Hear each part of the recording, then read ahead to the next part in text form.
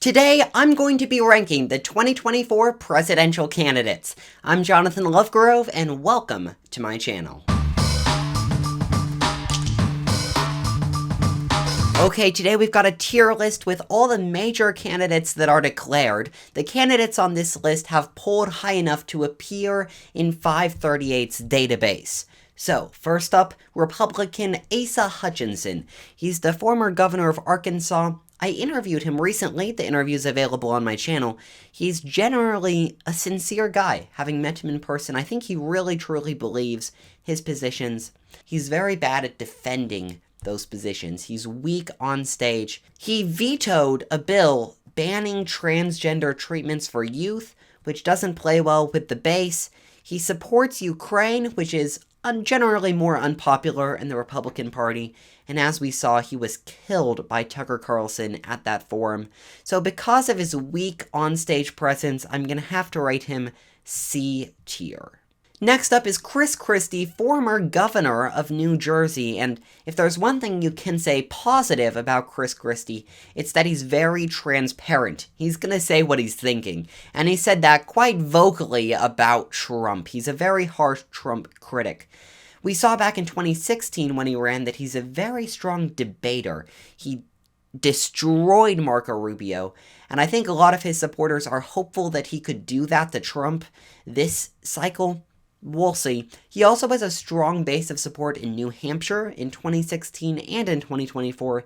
He's put in a lot of time into that state. So I'm going to give him B tier candidate. Next up is Doug Burgum. And if you're going, who is that? You're not alone. Many folks don't know Doug Burgum, but he is the North Dakota governor. And more importantly, he is very wealthy, so very much a self-funded campaign. He actually put out this ploy to get on the debate stage where if you donated $1, he would send you a $20 gift card. So that comes across to me at least as very desperate. Really, he stands no chance. He's big on energy policy. But since he just isn't a big candidate, I'm going to have to give him D tier because he doesn't stand a chance. Next up is Francis Suarez, another name that you might have no idea who this person is. He's mayor of Miami, and kind of my big problem with him is that's a very minor position. That means he doesn't have much experience to run on. In a position that low down the chain, you have to make a really good case to move up the ladder, and I don't think he has that. He's a big advocate of cryptocurrency, which honestly the mainstream American public really doesn't care about if you get down to it. He also is going to be overshadowed by DeSantis just being in Florida. Any success that he claims, DeSantis can say, hey wait, you're in Florida. And that kind of downgrades Suarez. So I think I'm going to have to put Suarez down at D tier. Not a great candidate. On to Mike Pence, another candidate that I have personally interviewed.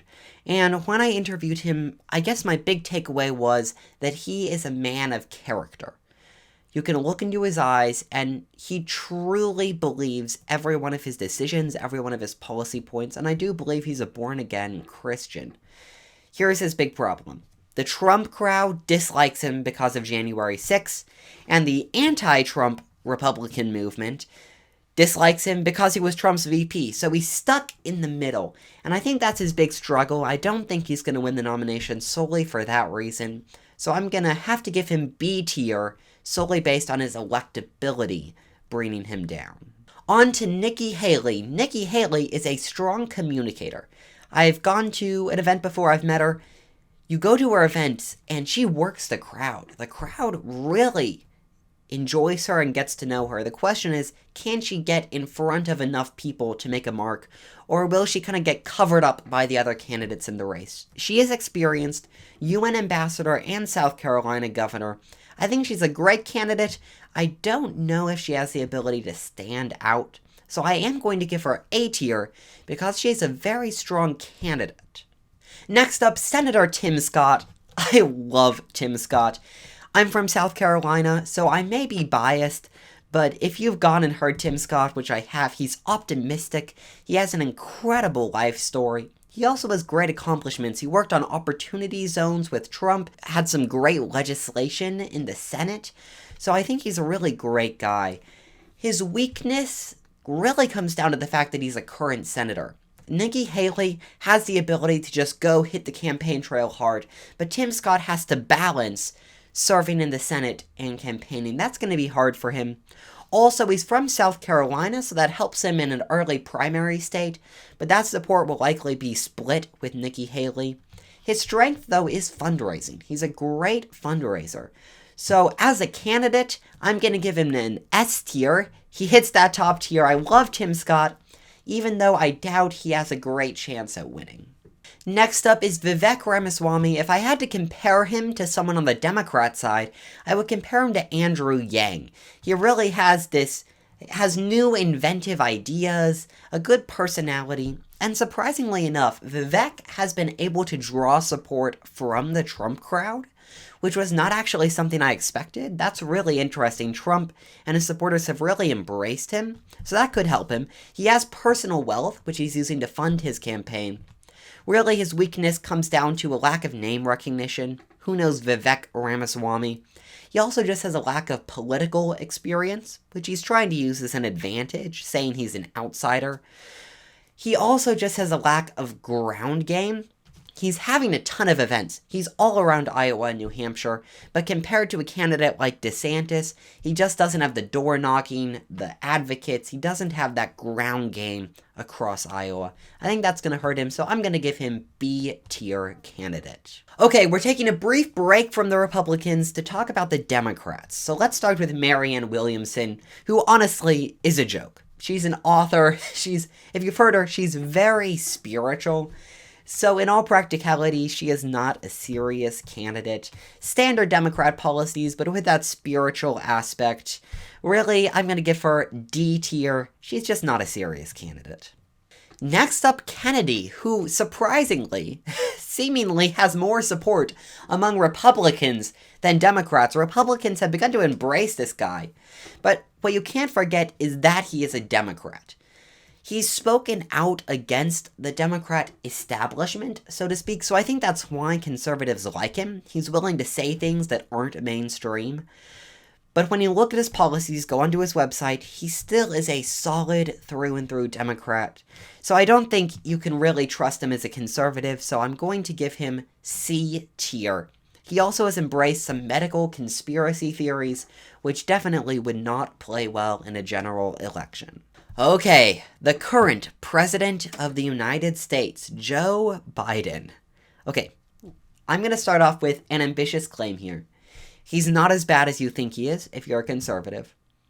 That's my claim. Okay, I see angry people in the comments, but hear me out. If you go back and look at the 2020 Democrat primary, look at all his competitors. All his competitors were primarily to the left of him. We had Bernie Sanders was his biggest competitor. We had Elizabeth Warren in that race, Kamala Harris, Pete Buttigieg. That race was a very liberal race. When compared to those candidates, Biden is actually moderate. Overall, though, if there's one word to describe Biden, I would use the word weak. Weak on foreign policy, weak on the economy. He seems like a weak candidate in his own party, but then nationally. So, for those reasons, not a great precedent. I'm going to have to give him C tier. It's now time for the two candidates you've been waiting for, Ron DeSantis and Donald Trump. Let me start with DeSantis. He has a record of action. You can criticize DeSantis from a lot of perspectives, but he has accomplished things in Florida. You can't deny that.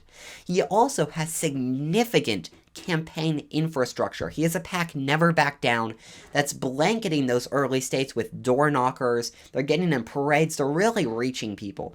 So for that reason alone, that puts him up into that top S tier because of that significant campaign infrastructure combined with results. Okay, last but definitely not least, Donald Trump. Let me start with the positives. Pre-COVID, Trump had a very strong economy. That's hard to deny. Also, one of my favorite accomplishments is the Supreme Court justices that he added. We're still seeing the positive effects of that. And then, underrated, but the Abraham Accords, peace in the Middle East, I think was a huge Trump administration accomplishment that is not talked about regularly. Here's the problem. He failed COVID.